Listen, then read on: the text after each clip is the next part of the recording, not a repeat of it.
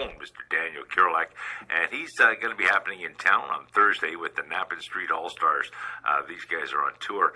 Just some great stuff. Juno nominee and banjo master Daniel Koulack's claw hammer with soprano saxophone, alto saxophone, clarinet, flute, violin, marimba, percussions, perform music with jazz, African, Klezmer, and French-Canadian influences coming together for a lively concert. That's this Thursday, May the 11th at 7:30 at the St. Peter's Anglican Church in Cobourg. Tickets are available. They are at Victoria Hall. I'm pleased to welcome my guest this morning. Good morning, Daniel. How are you? Good morning. I'm very good, thanks. A little bit of everything going on here in the Northumberland area. And again, we welcome you to join us here. And of course, we know you're going to have a great time. Now, you started getting involved in this type of music from your love of playing the banjo? Yes. My first, I had started playing violin when I was 7 years old, but I was like many students. I didn't practice all that much. But then when I was 11, I picked up the banjo and was mostly teaching myself, but I was practicing like a maniac. So, so by the time I was 12, I was doing pretty well at it, and then started getting hired. And when you're 12 years old and you're making money doing something you like, it's hard to beat. What is the difference with the just regular finger picking as sort of a Pete Seeger style as opposed to claw hammer? Well, Pete Seeger actually covered many styles, and one of the styles that he played was claw hammer. Claw hammer, you're actually striking the string with the back of the fingernail, and you're plucking up with your thumb. It's a really unique style, way to pluck a stringed instrument. Whereas the more commonly heard type of banjo playing is called bluegrass or three-finger style, and they have metal finger picks on their fingers and a thumb pick, and it has a very driving, more of a sharp sound. Like it's also a beautiful style, but a very different sound. Whereas claw hammer has a more gentle timbre to the sound.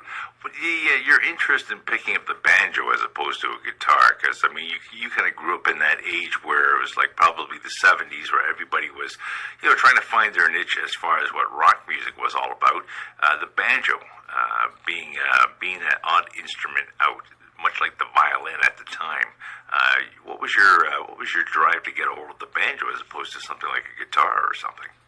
Well, you know what? My parents came from New York, so they were sort of folkies from the first wave. And you mentioned Pete Seeger, and they were right there in Washington Square with Pete Seeger and Woody Guthrie, and so they had a collection of records. Those kind of records with those sounds, and so I think that was the style that was nearest to my heart. And it's funny because my kids joke about this, but as you're saying, the banjo was not a fashionable instrument when I was a kid, but now it's becoming really popular, and there's lots of great young banjo players. And so anyway, the joke is that I'm always like on the other side of the fashion wheel.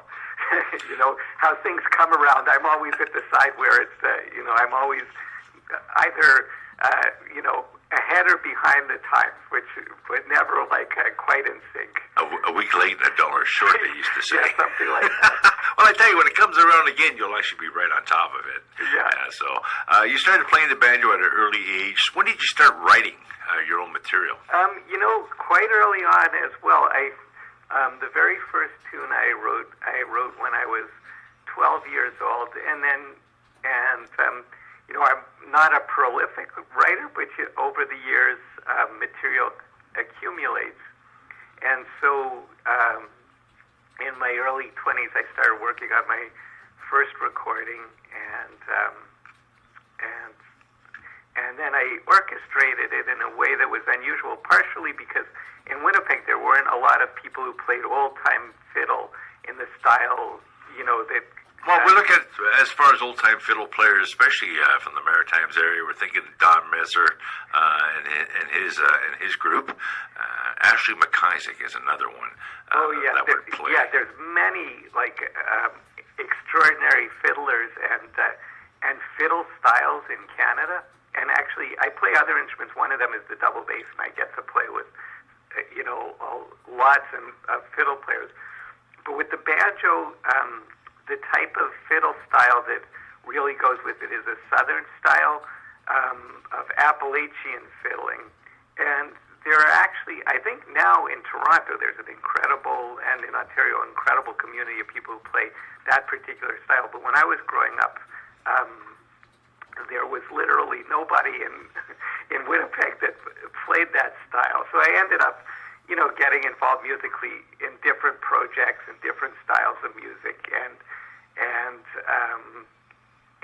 playing with completely different instruments like saxophone and marimba. And so when I started to orchestrate my own music, I just went with with the people that I was playing with, whose playing I really loved. Do you find that with your eclectic musical tastes, you find yourself in a little bit more of a demand than most people? Well, it's a mixed blessing because it's we have a unique niche, and people love the music. Where we have trouble is sometimes it's hard to explain what we do. Once people hear it, they love it. One of my favorite just because it was a little sort of a surprise to me that that somehow this got on the internet. But a friend of mine looks around on the internet for little reviews, from my albums, and there was actually a little review on the Grateful Web, which is the publication for the Grateful Dead. and anyway, there was a very nice little review, and they said it's hard not to get swept up in the spirit of this music. We think it'll lift your spirits too, and that's what the music is all about. So it's a little off the beaten path, but people love it. Well, we're going to check it out. You got an album out called Frailing To Succeed. You're telling me it's a bit of a pun, a play on words, if you will. Yes, there's two names, or there's several names for this style of banjo playing that I am doing. So one is clawhammer, as you mentioned, and my first recording was called Clawhammer Your Way to the Top, and then another name for it is frailing. So this most recent album is called Frailing To Succeed. Well, we're going to check out a track right now, and it's interesting to note that on this particular track we're going to play, it's called Happy Tune, and you'll have an opportunity not only to hear your banjo playing, but also you're on the double bass on this particular track. Yes, through the magic of recording. Yes. Here, check out, this is Happy Times right here on Northumberland 89.7.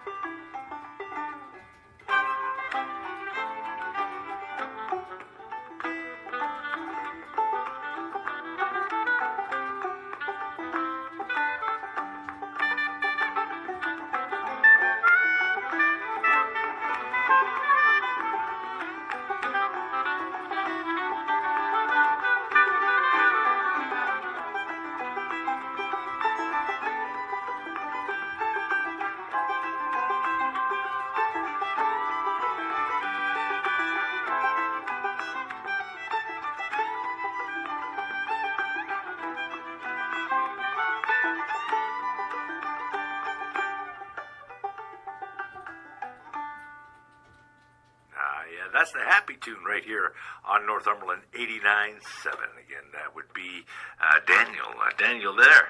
Yes, I'm here.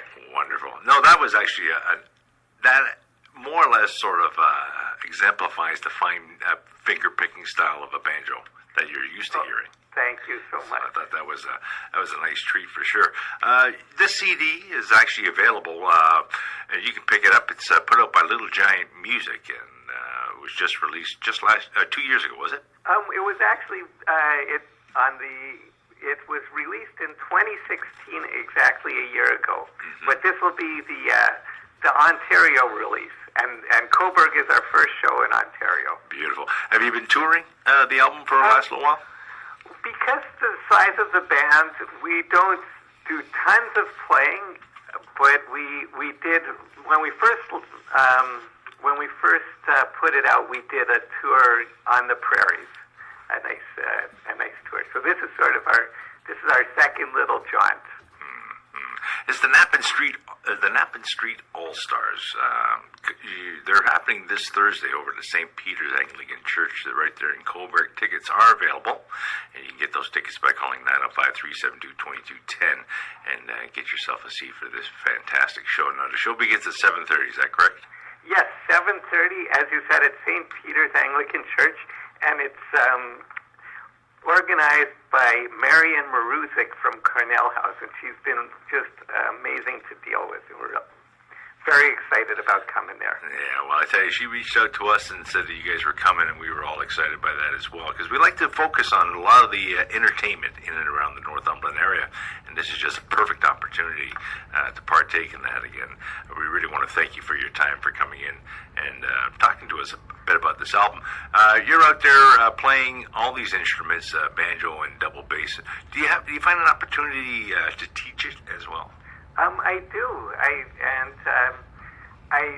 That's sort of a regular part of what I do. I have some wonderful students, and I also teach it. There's a lot of these little workshops for traditional music. So there'll be these fiddle camps and banjo camps, and they're really fun. Usually they have instructor concerts at night and some instruction in the day. And something that's nice about the traditional music is that you can go to these camps, and there's like top players from across the country, and people are really down to earth, and they're sharing what they know, because really this music is passed on from person to person more than through method books. Mm-hmm. Well, I find that a lot of people who write songs, and they're usually based on some sort of experience most people have had. Like the last one you more or less wrote as a dedication to your late uncle. Yes, yeah.